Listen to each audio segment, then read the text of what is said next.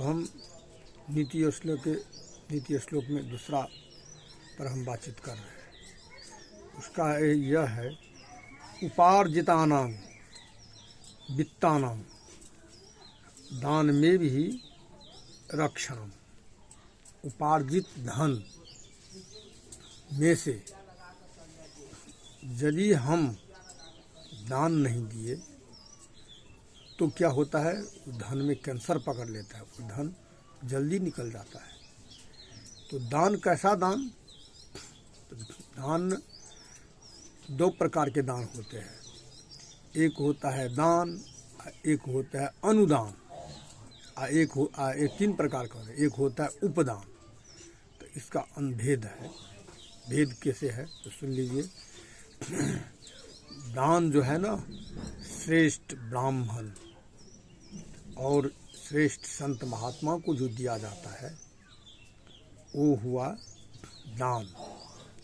और उपदान हुआ अपने सगे संबंधी इत्यादि को देना, वो हो गया उपदान।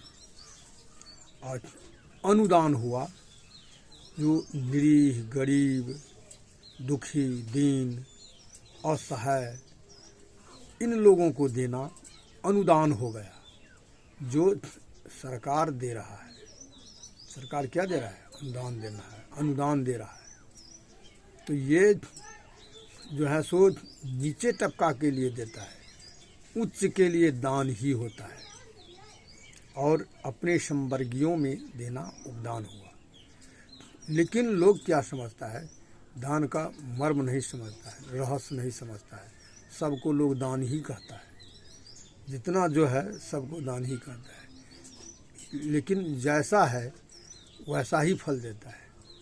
यदि आज कोई बोतल में विष भरा है, वो पान करेगा तो उसको विष ही न फल देगा। अब कोई बोतल में जो है सो अमृत भरा है, तो पिएगा तो उसको अमृत ने ही न फल देगा। ऐसा नहीं होगा जो फल बदल जाएगा। तो वह यही होता है, जो जैसा दान दिया रहता है उसको वैसा ही फल मिलता है।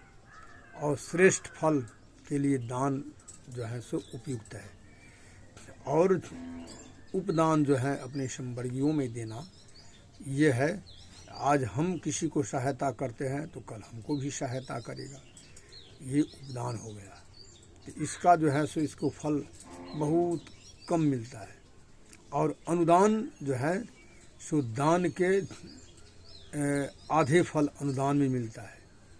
क्योंकि हमारा कर्तव्य है अपने से नीचे व्यक्तियों के लिए, दीन, दुखी, गरीब, निरीह, इसके लिए उसको देना। तो इन तीनों से फल क्या मिलता है?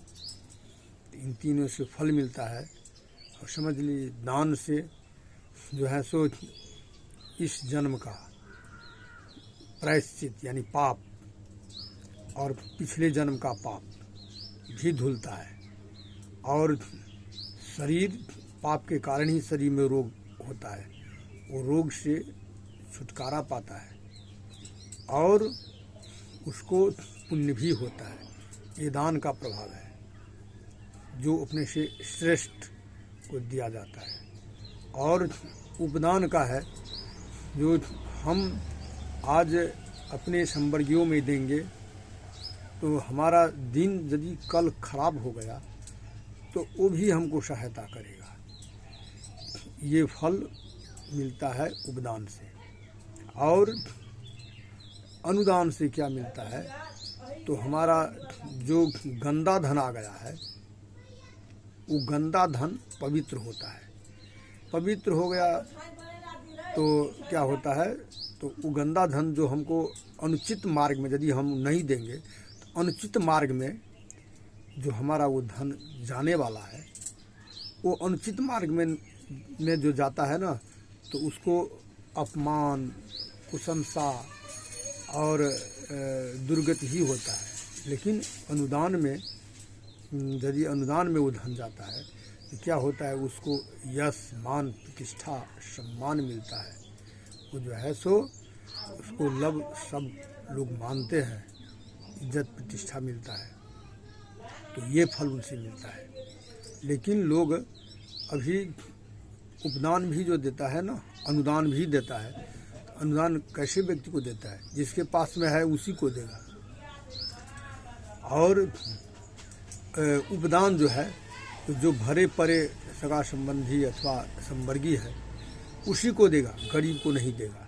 ये हम देख रहे हैं, प्रत्यक्ष देख रहे हैं। ये वैसे नहीं जो हम स्वप्न के समान कहते हैं, स्वप्न ज़्यादातर असत्य ही होता है, तो स्वप्न के समान कहता है, ऐसा बात नहीं है।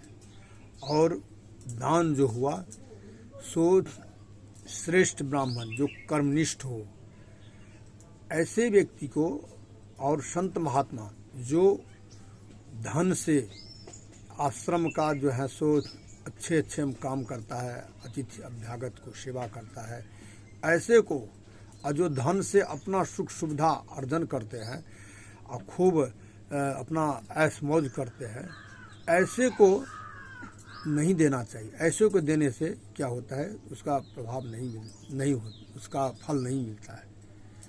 और जो ब्राह्मण जो है सो दिखावा कर्म करते हैं उसको देने से भी फल नहीं मिलता है। और यही सब के कारण फल में त्रुटि हो जाता है। अब हम अपनी वाणी में बोलो नारायण।